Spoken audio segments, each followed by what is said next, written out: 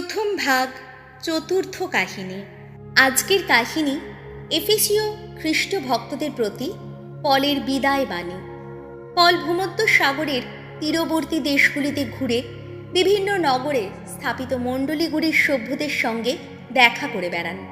তখনও তিনি ইহুদিদের পক্ষ থেকে তীব্র বিরোধিতার সামনে দাঁড়ান। যিশুর মঙ্গলবাণী ইহুদি ধর্ম পালনে যে আমূল পরিবর্তন সৃষ্টি করে তারা তা মানতে পারে না।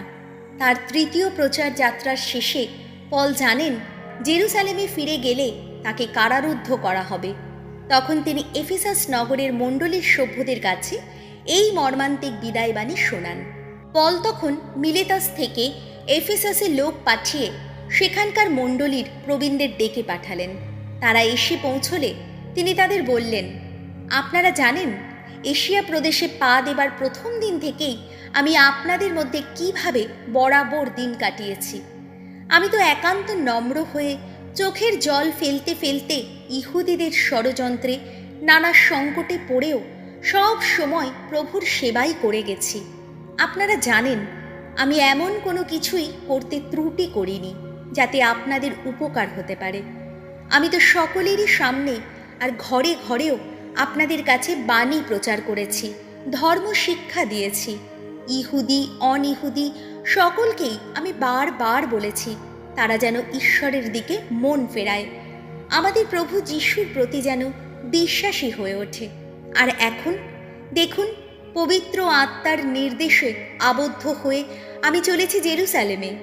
সেখানে আমার যে কি ঘটবে তা আমি জানি না। শুধু এইটুকুই জানি যে প্রতিটি শহরে পবিত্র আত্মা আমাকে স্পষ্টই জানিয়ে দিয়ে যাচ্ছেন আমার জন্য অপেক্ষা করে আছে কারাবাস ও নানা দুঃখ দুর্দশা। তবে আমি যদি শেষ করতে পারি আমার এই দৌড় এবং ঐশ্য অনুগ্রহের মঙ্গল বাণীর বিষয়ে সাক্ষী দেবার যে দায়িত্ব প্রভু যিশুর কাছ থেকে আমি পেয়েছি, তাও যদি সম্পন্ন করতে পারি, তাহলে অবশ্য আমি আমার নিজের প্রাণের কোনো মূল্যই দিই না। এখন আমি ভালোভাবেই জানি আপনারা যাদের মধ্যে আমি ঘুরে ঘুরে ঐশ্য রাজ্যের কথা প্রচার করে এসেছি, আপনারা কেউই আমার মুখ আর দেখতে পাবেন না। তাই আজকের এই দিনেই আপনাদের সাক্ষী মেনে আমি এই কথা বলছি, আপনাদের কারো যদি শেষে বিনাশ ঘটে আমি কিন্তু তার জন্য দায়ী থাকব না। কারণ ঈশ্বর যা কিছু করতে চান তার সব কথাই আপনাদের জানাতে আমি তো এতটুকুও ত্রুটি করিনি। তাই আপনারা নিজেদের বিষয়ে সাবধান থাকুন এবং পবিত্র আত্মা যে সমগ্র মেষপালের রক্ষণাবেক্ষণের দায়িত্ব আপনাদের হাতে তুলে দিয়েছেন সেই মেষপালের দিকেও সতর্ক দৃষ্টি রাখুন। ঈশ্বর তাঁর আপন পুত্রের রক্তমূল্যে যে মণ্ডলীকে নিজের করে নিয়েছেন আপনারা তার প্রতিপালন করে যান। আমি জানি আমার চলে যাওয়ার পর হিংস্র নেকড়ের দল আপনাদের মধ্যে ঢুকে পড়বে। মেষপালকে তারা রেহাই দেবে না। এমনকি আপনাদের নিজেদেরই মধ্য থেকে কয়েকজন লোক তখন এগিয়ে এসে এখানকার শিষ্যদের নিজেদের অনুগামী করে তোলার জন্যে সত্যের বিরোধী নানা কথা প্রচার করে বেড়াবে। তাই বলছি, সতর্ক থাকুন। মনে রাখবেন 3 বছর ধরে দিন রাত আমি আপনাদের প্রত্যেককে চোখের জল ফেলতে ফেলতে সাবধান করে দিয়েছি, কখনো ক্ষান্ত হইনি।